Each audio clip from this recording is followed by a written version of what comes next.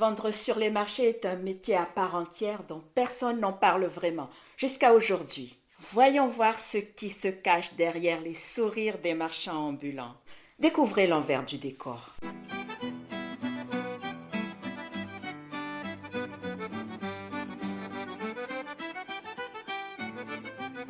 Bonjour et bienvenue sur ce nouvel épisode du podcast Succès Matinal. Je suis votre hôte Clovicia Touvent et je me donne pour mission pour vous dévoiler les coulisses de l'entrepreneuriat en solo. Qu'on les appelle camelots, forains ou marchands ambulants, ils sont sur les marchés de plein air et comme j'ai fait partie de ces adeptes de marchés de plein vent, je vais vous parler de l'importance de ces marchés en France. D'une journée type de marchand ambulant, des défis des métiers de forain, des aspects positifs et des satisfactions de métier, de l'importance de soutenir ces marchés locaux, des conseils pour ceux qui veulent se lancer et enfin des démarches et conditions à remplir pour faire les marchés. Puisque je suis sur les marchés 3 jours par semaine, j'ai beaucoup d'anecdotes croustillantes sur l'état d'esprit des locaux qui viennent au marché. Alors, restez avec moi parce qu'à chacun de ces points que je viens d'énumérer, vous allez voir que faire les marchés est très instructif pour apprendre à connaître la philosophie derrière le style de vie des Français. Et bien sûr, pour gagner de l'argent. Premièrement, l'importance des marchés en France. Laissons Victor Hugo donner le ton de notre sujet du jour. Les foires sont des lieux où l'âme humaine se déploie dans sa pleine exubérance, dans son éclatant désordre. Victor Hugo. En fait, les Français sont très attachés à leur marché hebdomadaire. Il n'y a pas que le béret et la baguette en France. En effet, dans beaucoup de villes et de villages de France, il y a un jour de marché de plein air. Parfois, c'est plus spécifique comme le marché des cochons, par exemple, ou celui des créateurs. Mais généralement, c'est du tout venant car plus les étals sont variés, plus il y a de chalands. C'est comme ça que sur ces manifestations hebdomadaires, on trouve des habits, des fruits et légumes, des fleurs, des spécialités culinaires à consommer sur place ou à emporter, des bijoux et quasiment tout. Pour les Français, faire les courses au marché est un style de vie pour différentes raisons. Pour certains, c'est le jour où l'on rencontre des connaissances pour prendre des nouvelles de chacun. Par ailleurs, c'est aussi l'occasion pour les personnes isolées de voir et de parler aux gens. Et ne pensez pas que ce ne sont que des vieux qui viennent au marché de plein air. Les jeunes couples avec des enfants en bas âge font partie des aficionados de ces sorties hebdomadaires. Souvent, c'est en réponse au côté impersonnel et inhumain des grandes surfaces qui sont considérées comme antisociales. C'est aussi une façon de soutenir les producteurs locaux qui proposent des produits de saison, avec à la clé repartir avec le sentiment d'avoir contribué au développement de la région. Pour les commerçants non sédentaires, ces marchés qui ne durent en général qu'une demi-journée font qu'ils doivent arriver très tôt le matin pour que tout soit installé avant l'arrivée des clients. Le côté attractif de l'activité est le fait d'être libre la deuxième moitié de la journée. Il n'y a pas non plus les contraintes logistiques des boutiques qui ont pignon sur rue. Là non plus, ce ne sont pas que des commerçants lambda puisque certains déballent au marché depuis plusieurs générations. C'est donc culturel. Pour tout savoir sur les démarches et conditions à remplir pour pouvoir vendre au marché, attendez un peu car je vous explique ça dans un instant au chapitre 7 plus bas. Deuxièmement, parlons de la journée type du marchand ambulant.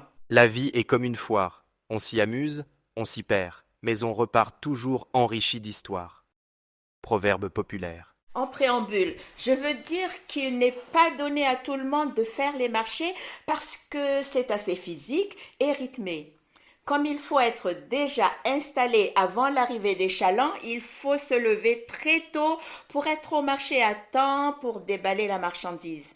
Ceci implique de porter des cartons et de décorer le stand de sorte à ce que ce soit attrayant. Ensuite vient la vente à proprement parler, car les clients viennent aussi pour discuter. Donc, il faut avoir le plaisir de papoter pour les fidéliser.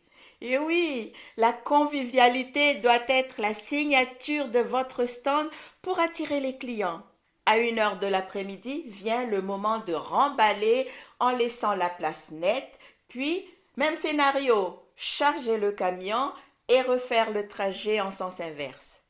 Comme je le disais plus haut, il reste une bonne demi-journée de libre pour vaquer à des occupations plus tranquilles comme la gestion du stock, le ramassage des fruits et légumes avant le marché du lendemain pour les maraîchers, ou encore le nettoyage du matériel pour ceux qui cuisinent, etc. Attendez, je sais que l'épisode vous passionne, mais je vous interromps pour vous faire savoir que je vous ai concocté un cours en ligne complet afin de vous aider à créer un blog passionnant et qui peut vous rapporter de l'argent. Vous êtes débutant en blogging, ces 9 modules avec des exercices pratiques et des vidéos tutoriels vous faciliteront la conception de votre nouveau blog. Il y aura l'introduction au blogging, comment choisir un sujet et un public cible, la création et la configuration du blog avec notre webmaster, la rédaction d'articles de blog, la promotion et marketing de vos articles de blog, comment susciter l'engagement des lecteurs, et puis je vous donnerai aussi les outils d'analyse et d'amélioration de votre futur blog et surtout, comment monétiser votre blog. À la fin, je vous donnerai des conseils et vous pourrez profiter d'une belle communauté de personnes qui pensent comme vous, qui sont dans la même situation, et c'est sur succèsmatinal.vanza.com. Je mets le lien en dessous et je vous attends au cours. Allez, retournons à notre épisode. Troisièmement, parlons des défis du métier de commerçant ambulant. Quand on est commerçant ambulant, il y a aussi des défis à relever comme obtenir et garder sa place, affronter les conditions météo de tout genre et puis réussir à vendre, bien sûr. Commençons par les places.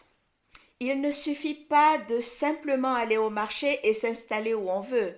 Il faut savoir qu'il y a 2 catégories de places sur tous les marchés de France, les fixes et les volants, ou passagers selon les régions. En fait, les mairies octroient des places fixes à l'année en priorisant les producteurs locaux et, comme je le disais plus haut, certains sont là depuis 1 ou 2 générations. Cependant, il reste 20% des places que les placiers attitrés cèdent aux passagers, c'est-à-dire aux nouveaux. Donc, pour ceux qui débutent sur le marché, il faut aller très tôt à la rencontre de ces placiers pour tenter d'obtenir une place. Selon les communes, des fois c'est au tirage au sort, des fois selon l'ordre d'arrivée, mais généralement tout le monde est placé. Mais il y a des jours où vous pouvez repartir bredouille. C'est pour ça que la première fois qu'on a une place, on s'arrange pour rentrer dans les faveurs des placiers pour qu'ils se souviennent de nous la fois d'après. C'est assez aléatoire, mais c'est comme ça qu'on débute. Toujours à propos des défis. Il ne faut pas négliger l'impact de la météo car ce n'est pas pour rien que ça s'appelle marché de plein vent. Il faut beaucoup de motivation pour aller au travail malgré la neige, le vent, les fortes chaleurs ou la pluie parce qu'au-delà de rater des ventes, c'est aussi manquer aux attentes des clients qui comptent sur vous. Et si moi j'ai réussi à y aller sous moins 9 degrés, alors tout le monde le peut. Sur le plan commercial, l'affluence varie selon les saisons, ce qui impacte considérablement vos revenus. Malheureusement, affluence ou pas, les factures, les charges sociales et les impôts doivent être payés. Donc, il faut avoir une gestion rigoureuse en étant prévoyant. L'autre défi majeur est l'équilibre entre le métier de forain et la vie de famille. Les horaires matinaux et les déplacements fréquents ne conviennent pas à tout le monde. Une discorde est vite arrivée. Donc, Avant de se lancer, il faut absolument peser le pour et le contre et s'accorder avec votre conjoint sur les responsabilités de chacun dans la famille. Quatrièmement, les aspects positifs et satisfaction du métier. La foire est une leçon de vie où l'on apprend à vendre son talent, son humour et son humanité. Jacques Prévert. Humainement parlant, il y a plus de positifs et de satisfaction que le contraire dans le métier de commerçant ambulant. Pour ceux qui, comme moi, aiment le contact avec les gens, faire les marchés est la panacée puisqu'en plus de gagner de l'argent, on se lie d'amitié avec à peu près tout le monde. Mais ce que je trouve très intéressant au marché, c'est l'apprentissage au quotidien du style de vie des locaux. Leur façon de penser, leur fonctionnement, comment ils votent, etc. C'est très important pour les commerçants d'origine étrangère comme moi, puisque très vite, le métier m'a fait comprendre que les Français ne sont pas plus ou moins racistes que les autres nationalités. Toujours en termes de satisfaction, lorsque vous maîtrisez et êtes passionné par les produits que vous vendez, c'est un vrai bonheur de le partager et d'en parler. C'est ce qui donne le plaisir de se lever le matin pour aller déballer. Les clients ne se trompent jamais. Ils vont vous préférer à vos concurrents pour ce trait de personnalité qui vous démarque. Et pourquoi je ne parle pas de revenus? Parce que tout simplement, lorsque vous êtes passionné par cette activité de forain, la vente se fait naturellement car l'univers vous donne ce que vous méritez. C'est pour ça que je ne me plains jamais des petites contrariétés du métier. C'est que dans toute activité, des fois on gagne et des fois on gagne moins. Parlons maintenant de l'importance de soutenir ces marchés locaux. Je pense que ces marchés locaux doivent être mis en avant et valorisés pour l'apport social et culturel et aussi pour la sauvegarde de la tradition française qu'ils vous apportent. Socialement, vous apprenez beaucoup sur la France profonde en visitant les marchés. Alors, sortez de chez vous et allez faire un tour au marché. C'est comme une grande cour de récréation où chacun joue son rôle. Rien de tel pour voir la vie autrement. Et puis, avouez que c'est quand même la panacée de pouvoir se dire qu'on contribue à faire tourner l'économie locale qui est un petit peu malmenée par les grandes surfaces. Alors, vous voulez vous lancer? Voici les conditions à remplir et les démarches à faire pour pouvoir déballer sur les marchés. Commençons par les conditions. C'est simple. Pour vendre sur les marchés de France, il faut être en situation régulière en France. Et oui, seuls les résidents légaux comme les citoyens de l'Union européenne ou les étrangers qui ont un titre de séjour peuvent vendre sur les marchés. Maintenant, les démarches à faire. Premièrement, il y a l'immatriculation de l'entreprise. Vous devez créer une entreprise auto-entrepreneur, micro-entreprise, entreprise individuelle ou comme vous voulez et obtenir un numéro SIRET via le CFE. C'est le centre de formalité des entreprises de la chambre de commerce si vous êtes commerçant ou de la chambre des métiers si c'est de l'alimentaire ou de l'artisanat. Je vous en parle sur l'épisode où je développe le b.a.-ba de la création d'entreprise. Deuxièmement, il faut obtenir une carte de commerçant ambulant. C'est obligatoire pour ceux qui souhaitent vendre sur les marchés hors de leur commune de résidence. Cette carte est délivrée par la Chambre de commerce et de l'industrie ou la Chambre des métiers et de l'artisanat selon le type d'activité et ça coûte environ 30 €. Elle est valable 4 ans et c'est renouvelable. Mais pensez à demander cette carte au moment de l'immatriculation de votre entreprise parce qu'elle vous sera délivrée gratuitement la première fois. Troisièmement, il faut avoir une assurance responsabilité civile à votre nom pour l'activité sur les foires et marchés. Cette assurance, puis l'extrait CABIS et la carte de commerçant ambulant sont ce que les placiers ou gestionnaires des marchés vont systématiquement vous demander lorsque vous venez chercher une place. Quatrièmement, il faut obtenir une autorisation d'occupation temporaire.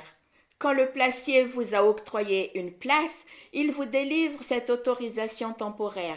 Elle est payante avec un coût variable selon chaque ville et le nombre de mètres linéaires à compter. C'est le fameux droit des places. Cinquièmement, il faut respecter les règles d'hygiène et de sécurité. Particulièrement pour les produits alimentaires, il y a des règles strictes, température, traçabilité, conditionnement, etc. et une obligation de respecter les normes d'hygiène. La formation HACCP, qui veut dire hygiène, alimentation, contrôle des points critiques, peut être requise, mais ça, à la Chambre des métiers, ils vous diront si c'est nécessaire pour votre activité. Sixièmement, l'affichage obligatoire des prix et conformité des prix. Oui, les prix doivent être visibles et les produits doivent répondre aux normes de sécurité et de conformité européennes. Pour conclure, ces conditions peuvent varier légèrement d'une région à l'autre, mais ces étapes principales s'appliquent partout en France pour obtenir l'autorisation de vendre légalement sur les marchés. N'ayez pas peur de vous lancer parce que ça en vaut la peine, surtout lorsqu'on débute dans le métier de commerçant. Au début, il vaut mieux tester votre projet au marché avant de vous embarquer dans la location coûteuse d'une boutique. Et si vous voulez que je vous assiste pour faciliter vos démarches, j'ai mis un lien dans la description ci-dessous pour que vous puissiez prendre rendez-vous gratuitement. C'est tout pour aujourd'hui et rendez-vous sur le prochain épisode du podcast Succès Matinal. Salut!